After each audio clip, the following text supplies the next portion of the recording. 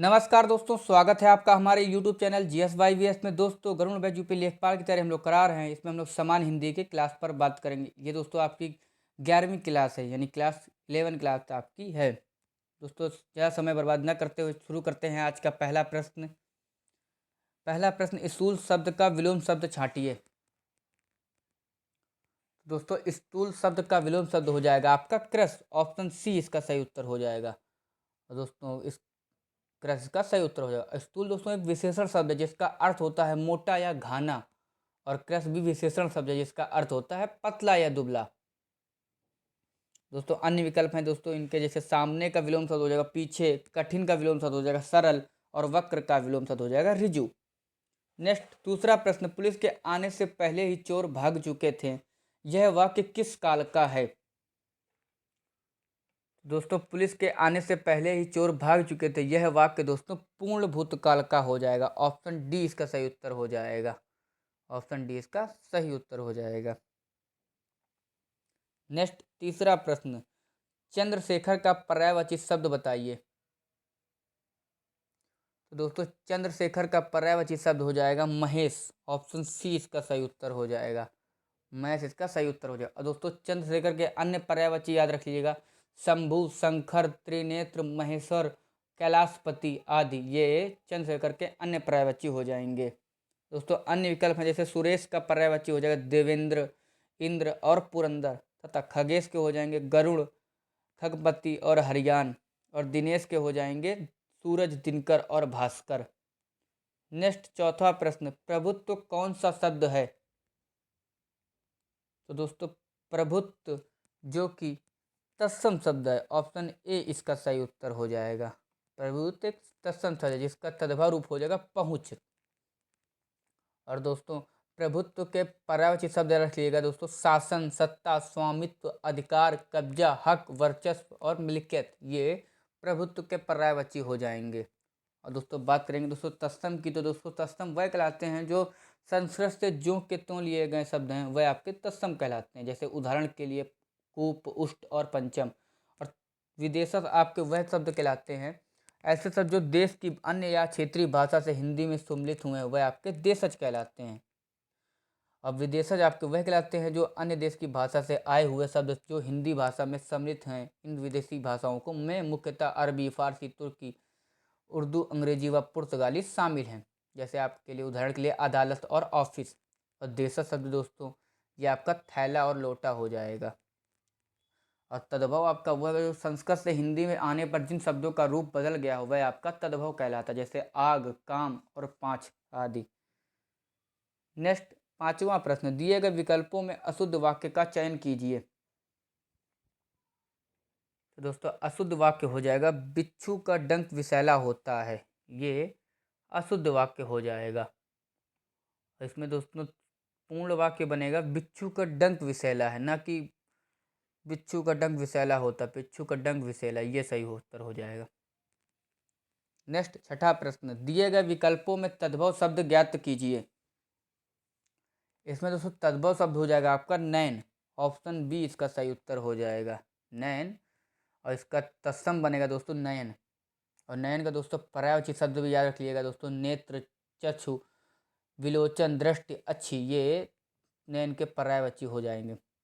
दोस्तों, अन्य विकल्प जैसे आपके तत्सम और तद्भव, जैसे नक्षत्र का नखत हो जाएगा तद्भव, स्नायु का नस हो जाएगा तद्भव, और नृत्य का नाच हो जाएगा। नेक्स्ट, सातवां प्रश्न, वह पैर से लंगड़ा है, इस वाक्य के रेखांकित शब्द में कौन सा कारक है? तो दोस्तों, रेखांकित शब्द में दोस्तों जो वह पैर से लंगड़ा है, तो पैर से में दोस्तों कर्ण कारक हो जाएगा। ऑप्शन डी इसका सही उत्तर हो जाएगा। ऑप्शन डी इसका सही उत्तर हो जाएगा। और दोस्तों, बात करेंगे पैर की, तो पैर का पर्यायवाची शब्द हो जाएगा चरण, पद और पाँव। और लंगड़ा का पर्यायवाची शब्द हो जाएगा अपंग, अपाहिज, विकलांग। नेक्स्ट, आठवां प्रश्न, निम्नलिखित प्रश्नों के वाक्य में दोस्तों रेगिस्तान भरना है। दोस्तों, इसमें आपको बताना है कि क्या होगा रेगिस्तान, कि भोजन देर से पचता है। तो इसका सही उत्तर हो जाएगा घरिष्ठ भोजन देर से पचता है। ऑप्शन बी इसका सही उत्तर हो जाएगा। घरिष्ठ दोस्तों विशेषण शब्द है जिसका अर्थ होता है कठिनता से पचने वाला, यानी कि बहुत भारी। और घनिष्ठ के समानार्थी शब्द हो जाएंगे, जैसे भारी, कुपाच्य या दुष्पाच्य। ये आपका ये भी पूछ सकता है आपसे। नेक्स्ट 9वां प्रश्न, दिए गए शब्दों में शुद्ध वर्तनी का चयन कीजिए। तो दोस्तों शुद्ध वर्तनी का चयन करना है, तो इसका सही शुद्ध वाक्य हो जाएगा पीताम्बर।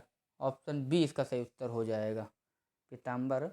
अब बात करेंगे पीताम्बर का, तो इसका अर्थ होता है पीला वस्त्र। और पीताम्बर अर्थात पीत है जो अंबर, यह कर्मधारय समास का उदाहरण है। और दोस्तों अन्य विकल्प जैसे ऊंचाई का दोस्तों अशुद्ध वाक्य, ये शुद्ध होगा ऊंचाई, न कि ऊंचाई। बड़ा हो की मात्रा बनेगा और अर्थ निकलेगा ऊंचा होना। तथा दीवार नहीं होता दोस्तों, दीवार होता है, इसका अर्थ होता है भीत। और मालूम नहीं, मालूम यानी कि ज्ञात। दोस्तों 10वां प्रश्न में आपको त्रुटि बतानी है, ए बी और सी में किस में त्रुटि है।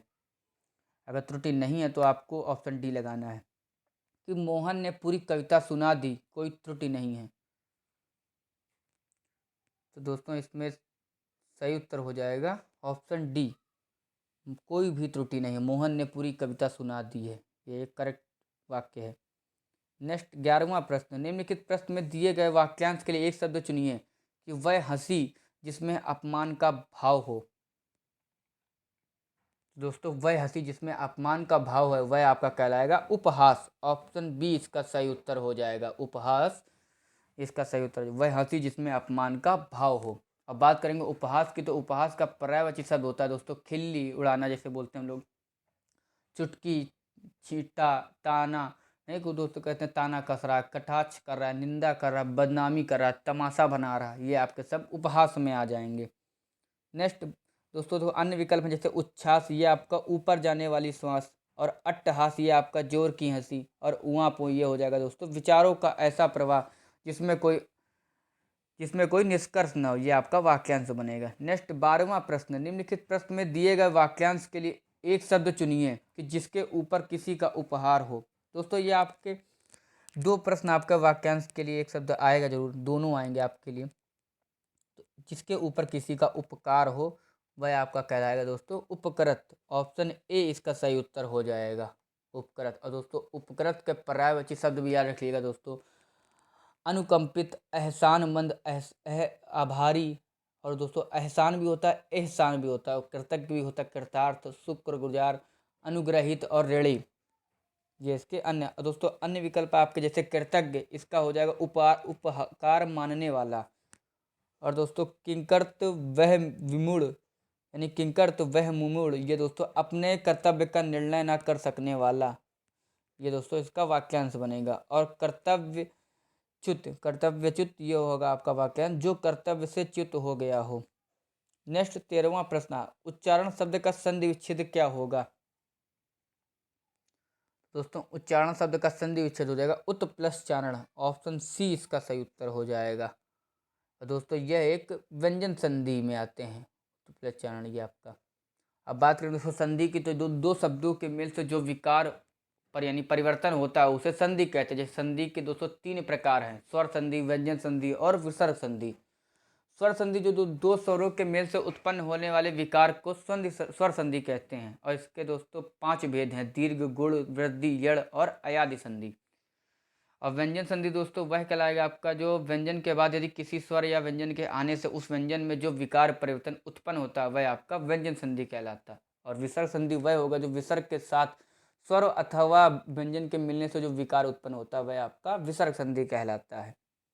नेक्स्ट 14वां प्रश्न, आपको बताना है ए बी और सी में किस में त्रुटि है। अगर आप त्रुटि नहीं है तो आपको ऑप्शन डी लगाना है। दोस्तों 2 प्रश्न आपका त्रुटि से आएगा यूपी लेखपाल में, कि अनुपम को 2 लड़कियां हैं, कोई त्रुटि नहीं है। तो दोस्तों इसमें गलत हो जाएगा, ऑप्शन ए में त्रुटि है, ऑप्शन ए में त्रुटि है। इसके दोस्तों अनुपम को नहीं होगा, अनुपम की 2 लड़कियां हैं, ना कि अनुपम को 2 लड़कियां हैं। शुद्ध वाक्य बन जाएगा अनुपम की 2 लड़कियां हैं। नेक्स्ट 15वां प्रश्न, आपको रिक्त स्थान भरना है इसमें दोस्तों, इस समय घर में अंधेरा है। दोस्तों इसका सही उत्तर हो जाएगा इस समय घर में अंधेरा छाया है। ऑप्शन ए इसका सही उत्तर होगा। कहीं कहीं दोस्तों शुद्ध वाक्य आपका यही बनेगा, छाया है, इस समय घर में अंधेरा छाया है। और कहीं कहीं दोस्तों सुना होगा आपने, बोलते हैं गाँवों में बोलते हैं इस समय घर में अंधेरा पड़ा है, घिरा है या भरा है, बहुत लोग ऐसे बना देते हैं। तो लेकिन शुद्ध वाक्य को आपको छाया लगाना है कि इस समय घर में अंधेरा छाया है। अब वाक्य दोस्तों यही बनेगा आपका, इस समय घर में अंधेरा छाया। और छाया अर्थात दोस्तों अंधकारमय वातावरण, और छाया का दोस्तों पर्यायवाची शब्द है छा, छाँव, परछाई, प्रतिबिंब, प्रतिकृति, साया और प्रति। और दोस्तों घिरा भी याद रखिए दोस्तों, घिरा वहाँ होता है जहाँ चारों तरफ से घिरना या घाड़ा होना, और भरा आपका वहाँ हो जाएगा यहाँ यथेष्ट मात्रा से युक्त, और पड़ा यानी कि गिरना। नेक्स्ट 16वां प्रश्न, अनेकार्थी शब्द दिए गए हैं दोस्तों, एक अर्थ शब्द के साथ ही लिखा है, दूसरा अर्थ आपको बताना है कि कला का कौशल हो जाएगा, दूसरा क्या बनेगा दोस्तों? कला का कौशल है तो दूसरा दोस्तों अंश हो जाएगा। ऑप्शन बी इसका सही उत्तर हो जाएगा, अंश इसका सही उत्तर हो जाएगा। अब बात करें दोस्तों कला, कला के अन्य अनेकार्थी शब्द भी याद रखिएगा दोस्तों, आर्ट, शरीर की धातु, यह आपका अनेकार्थी शब्द में आ जाएगा। और दोस्तों अन्य विकल्प जैसे आपके ध्येय का हो जाएगा दोस्तों, समीपी, काम में देवता अनेकार्थी शब्द हैं दोस्तों, परमात्मा, इष्ट तथा नियम का हो जाएगा दोस्तों अनेकार्थी शब्द, कायदा, रिवाज, उर्दू का बाल बोध, और स्थिति का हो जाएगा अवस्था, अवस्था, दशा और उम्र। नेक्स्ट 17वां प्रश्न, जहाँ एक ही वर्ण की आवृत्ति एक से अधिक बार हो वहाँ कौन सा अलंकार होता है? ऐसे ही प्रश्न दोस्तों आपके यूपी लेखपाल में पूछे जाएंगे, आपसे परिभाषा भी पूछ सकता है और आपसे उसके अर्थ भी पूछ सकता है। तो दोस्तों जहाँ एक ही वर्ण की आवृत्ति हो और एक से अधिक बार हो वहाँ पे अनुप्रास अलंकार होता है। ऑप्शन डी इसका सही उत्तर हो जाएगा। उदाहरण के लिए दोस्तों इसका हो जाएगा, चारुचंद्र की चंचल किरणें खेल रही थी जल थल में, इसमें चा वर्ण की अधिक आवृत्ति के कारण अनुप्रास अलंकार होगा। तथा अन्य विकल्प जैसे आपके उपमा अलंकार, उपमा अलंकार दोस्तों हो जाएगा जहाँ एक वस्तु या प्राणी की तुलना किसी दूसरी वस्तु या प्राणी से की जाए वहाँ पर उपमा अलंकार होता है। तथा श्लेष अलंकार का होता है जहाँ पर किसी एक शब्द का अनेक अर्थों में प्रयोग हो वहाँ आपका श्लेष अलंकार होता है। और यमक अलंकार दोस्तों वह होता है जहाँ एक ही शब्द कई बार अलग अलग अर्थों में प्रयुक्त होता है वहाँ आपका यमक अलंकार होता है। नेक्स्ट 18वां प्रश्न, नवयुवक शब्द में कौन सा समास है? दोस्तों नवयुवक शब्द में दोस्तों कर्मधारय समास है। ऑप्शन सी इसका सही उत्तर हो जाएगा। नवयुवक शब्द का दोस्तों समास विग्रह बनेगा दोस्तों, नव है जो युवक, इसका पहला पद दोस्तों विशेषण है। और कर्मधारय समास जिस समास में पहला पद विशेषण और दूसरा पद विशेष होता है अथवा इसके पूर्व पद और उत्तर पद में उपमान और उपमेय का संबंध होता है वहाँ आपका कर्मधारय समास होता है। याद रखिएगा, इंपॉर्टेंट प्रश्न है। नेक्स्ट 19वां प्रश्न, निम्नलिखित विकल्पों में से मोटे छपे शब्द की शुद्ध वर्तनी कौन सी है?